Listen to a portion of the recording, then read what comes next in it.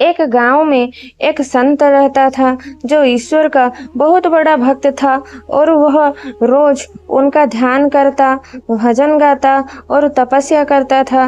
गांव के लोग भी उसे अच्छा मानते थे और उसका सम्मान करते थे।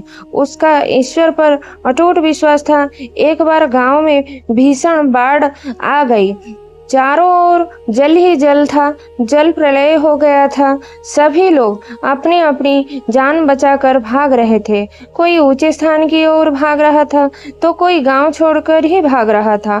परंतु सभी ने देखा कि संत महाराज अपनी कुटिया के पास पेड़ के नीचे बैठे प्रभु का भजन कर रहे हैं। सभी ने उन्हें यह जगह छोड़कर अपने साथ चलने की सलाह दी, परंतु संत ने कहा कि तुम लोग अपनी जान बचाओ, मेरी जान तो ईश्वर बचाएगा। यह सुनकर सभी वहां से चले गए।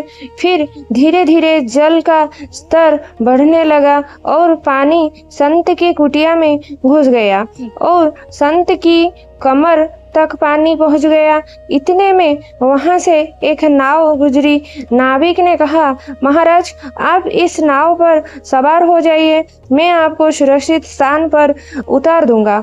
नाविक की बात सुनकर संत महाराज ने कहा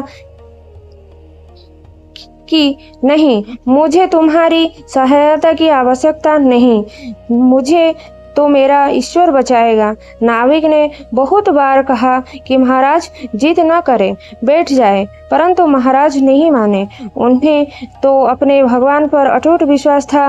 नाविक वहां से चुपचाप चला गया। बाढ़ और भी प्रलयंकारी हो गई और संत महाराज ने तब एक वृक्ष पर चढ़ना ही उचित समझा। वृक्ष पर बैठकर वे ईश्वर को याद करने लगे।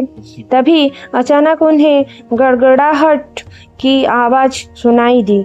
उनके सिर के ऊपर एक हेलीकॉप्टर था जो उनकी सहायता के लिए आ पहुंचा था। बचाव दल ने एक रस्सी लटकाई और संत महाराज को उस रस्सी को जोर से पकड़ने को कहा, परंतु वह संत भी बड़ा अड़ियल था। वह फिर बोला, मैं इसे नहीं पकड़ सकता क्योंकि मुझे तो मेरा भगवान बचाएगा। उसकी जिद के आगे बचाव दल को भी हार माननी पड़ी और वह भी लौट गया। कुछ ही देर में बाढ़ ने वृक्ष को अपनी चपेट में ले लिया और संत की मृत्यु हो गई। मृत्यु के बाद संत स्वर्ग पहुंचे और